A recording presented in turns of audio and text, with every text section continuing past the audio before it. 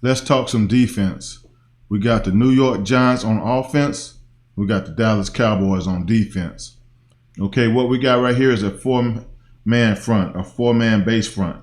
Okay, on this play, it looked like these guys up front are stepping to these gaps, and look like he's coming down in here to this B gap. But if this is not a stunt, if they're not stunned up front, stunned to the left right here, then this guy's responsible for the B gap, this guy's responsible for the A gap, and he got to control. This is the foundation of the defense right here. He got to own this A gap if he's a 2-eye in this A gap, okay? Now, it looked like they all are taking steps to their left. And if they are taking steps to their left, I like his position. I like the way he's lined up. He just got to get to this B gap. You got to step and get to this B gap. Now, initially when I saw this, it seemed like he just had a false step and got knocked out the A gap. But looked like they got their D-line going this way. So if that's the case, then this guy's a little bit too wide. He's a little bit too wide to be stunned to this gap. And that's where the breakdown going to happen. He got to get tighter. He got to get his foot, split this guy, get to a winning position. And get to this A gap. Get over here to this A gap and go make this tackle. Number 11 is too wide. If he's supposed to stunt to this B gap, he need to be down in here tighter. So he can make sure that he can get to this B gap. Okay? So this guy, B gap, this guy's supposed to be tighter, get to this A gap. This guy right here in the A gap is stunned outside to the B gap. Then this linebacker seemed like when the ball snapped, he went outside here, and this guy should be right here to this A gap. If he's standing outside, he should come to this A gap. This guy, he's hitting this C gap. Now, he played back right here with guys coming to him. Now, I don't understand that. He should own the C gap. He should be attacking. He's in a 6-eye technique. He should be attacking the C gap and owning the C gap. We got a guy sitting outside, okay? Let's run it.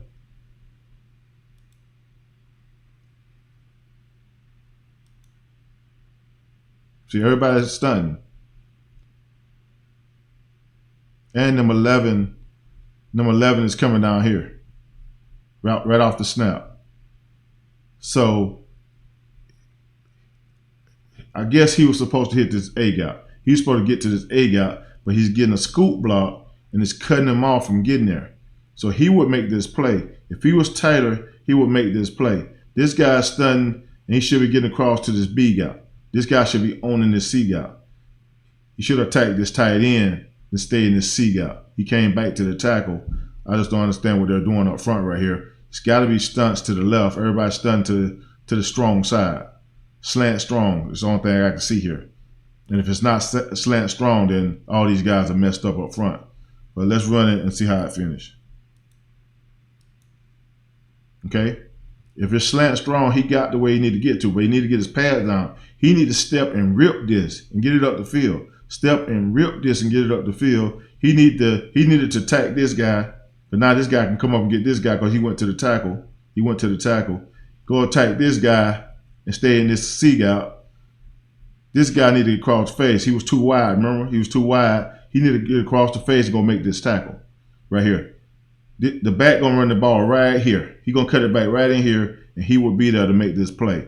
This guy should be in the B gap right here or coming to the B gap. Now, if the tackle blocked down, he come right off his butt. This guy right here scraped outside. He scraped outside, so that tells me that this was a stunt game. It was slant strong.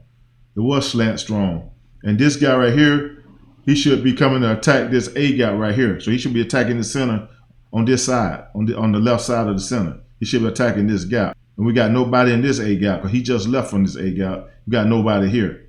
Now, the only thing I can think of is that this guy's wrong and he should be in this A gap knocking it back.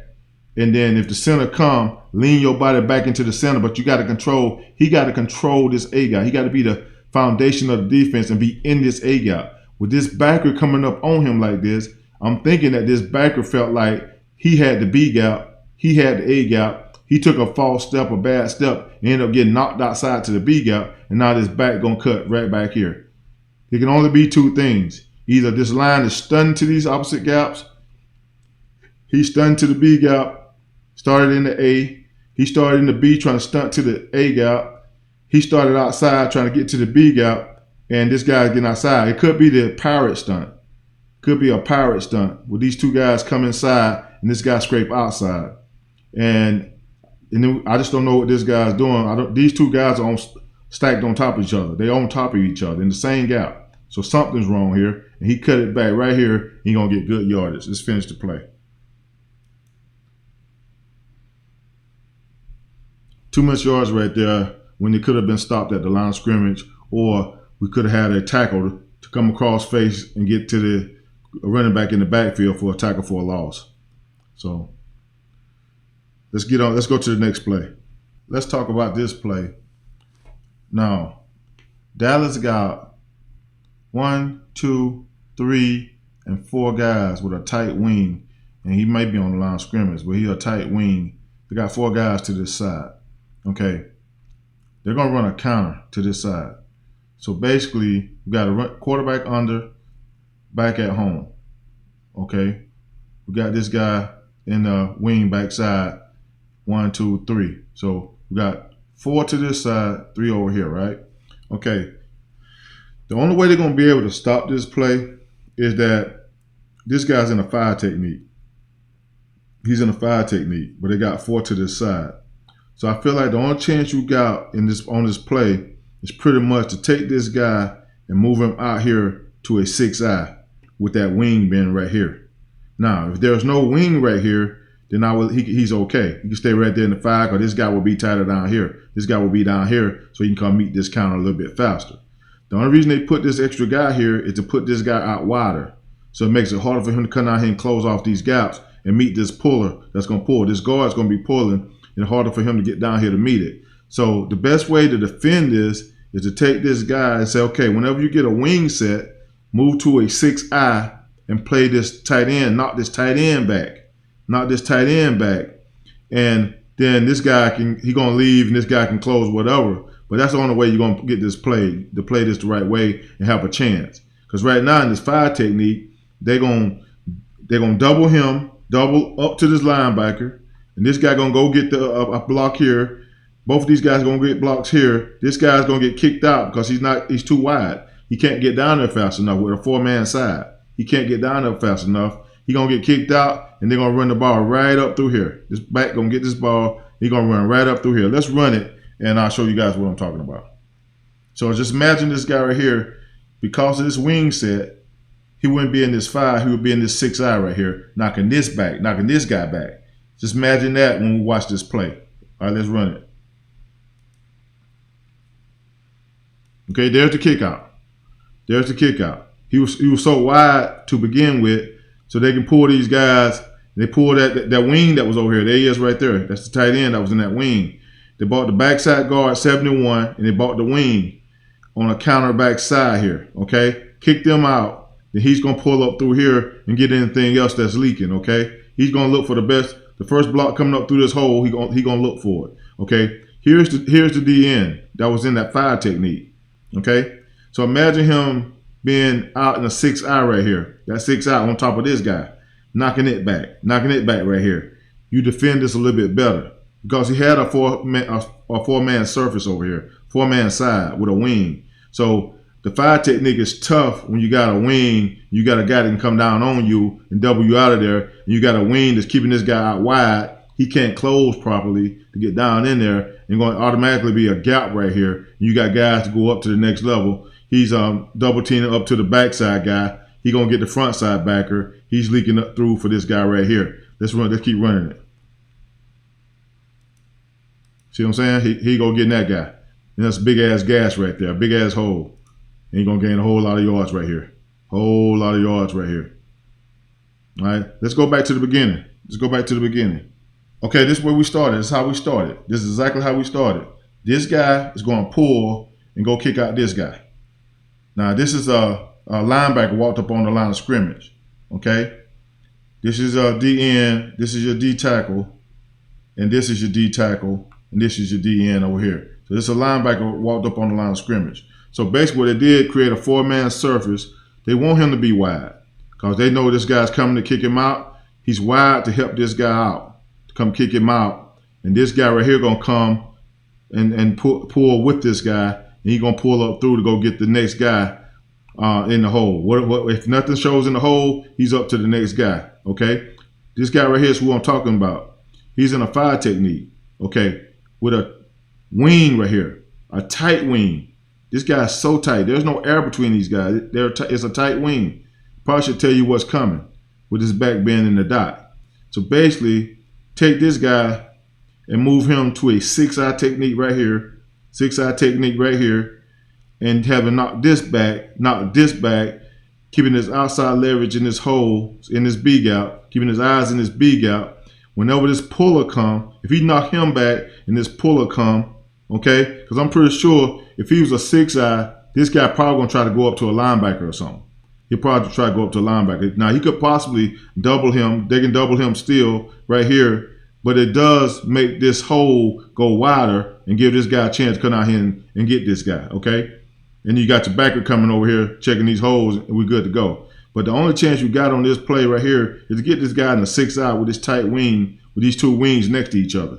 They're next to each other. So he's in a no-win situation right now because he's going to come off and blow him up. He's going to blow him up, knock him inside to the next level, get a linebacker, okay? And that's what's going to happen. This guy going to get this linebacker. He's responsible for the backside linebacker. This guy going to get this linebacker. This guy is going to pull up through here and go get whoever's sitting outside. Let's see how it goes. Let's see how it works. Let's run it a little bit and see how it unfolds. I'm gonna run it a little bit by little bit so you guys can see it. Okay. Okay. Here they come. Here they come. Now, there's my fire technique. Now he ain't attacking. He's standing up for one. He got to attack if he's gonna be in the situation. But if he was in a 6-eye, he would be in a better situation right here. A whole better situation right here. Okay. Attacking this guy. He'll be somewhere in this area knocking him back, okay? And to leave them in a dilemma now. He either gonna help double team this guy with if in a 6-eye, double team this guy, and you're gonna make it. He won't be able to get up to a next level. He won't be able to get up to the next level to get the backside guy, this backside guy. So that means that if you tag him and he double you, it's gonna be tough for him. This guy can get to this gap right here. Be sitting in this gap. He'll be sitting in this B gap right here, all right? Right? And we got this guy scraping over the top to this guy. And we got a guy coming out in the hole free because somebody ain't getting through. Somebody ain't getting through. Okay? So let's run a little bit more. Here we go. So now, imagine this guy, this DN being right here, knocking that back right on top of this puller. He has his eyes in the B gap. He possibly could come off and get this puller too. 2 for 1. 2 for 1. Okay, this guy could close just like he closing, but it wouldn't matter as much because we got a DN right here. Now this ball is going to have to hit a little bit wider and be right there in good position to make a play. Or this ball going to have to hit in here where this guy's scraping over. This guy got to make a decision. He's either going to help out with this DN that's in the 6-eye and stay with this and block this, or he's going to have to come on off and go get this guy. My thinking is that this guy, that double team, he will come off quick and go get this guy. And now this DN who knocked this tight end back right here, who knocked this tight end back with eyes in the B gap will be sitting pretty because the back will have to run it up in this B gap right into his face, make a tackle for a loss or tackle for a short gain right here. Okay? And this guy doing what he's doing exactly what he's doing. This guy pressing this right here, and then we got an extra guy coming down and run support right here. So let's run it a little bit more. All right, here we go. Now imagine that the end is right here now. He's knocking this back right here. Eyes in the B gap. Eyes in the B gap. Now you make this guy make a decision too. Is he going to continue outside or is he going to go through this B gap? Okay, if you do that, then we're going to make the tackle for no gain right here. We're going to make the tackle for no gain right here. Okay. Now he's up in the gap right there because the DN got knocked down inside. Can't get back out there, okay? Can't get back out there. And if you're in this situation right here, like if this DN in this situation, he really got to, as soon as he feel this tight end come down and hit him on that double team, he got to bounce back out here right now. He got to get off this block, violently get off this block, and get back here right now. As soon as he get this bump from the tight end, he got to toss him, get back out here right now. That's the only chance he got. But, you know, if you got a tight wing on that side, I'm going to go back one more time just so I can explain it. With this right here, these two wings right here, him being in a 5 technique, look, there's nobody covering either one of these guys' head, okay? You got a 2-eye right here, then you got a 5 technique right here, okay? Bump him because of this right here. You want to bump him to a 6-eye technique and tell him to attack this guy right here. Attack him, knock him back, and if he come double, he got to make a decision to stay with me or come off and go get a linebacker, or come off, get a linebacker, leaving me in this gap to make the play. And this guy that's pulling around here, this guy's going to pull the kick out, and this guy that's coming around, he got to make a decision. Is he going to come up in here and try to hit me, get me, and leave these guys outside free? Or is he going to come bypass me and go outside and his back got to bounce it, and now he's in trouble? But he can't come in this B gap because I'm in a 6-eye. Whenever I get the wings right here, I go from this 5 technique, shift out to a 6-eye to give me a better chance at winning this location, this spot, and knocking this back and making a play right here on the line of scrimmage.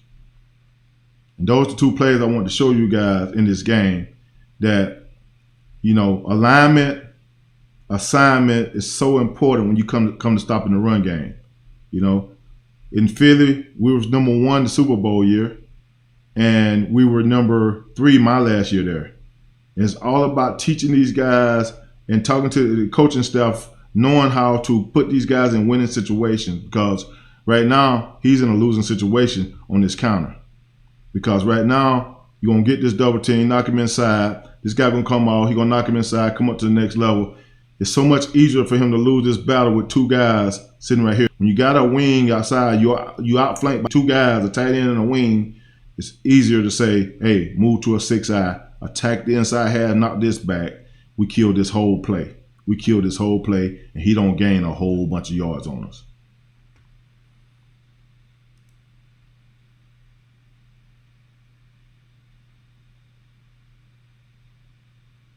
Too many yards, too many.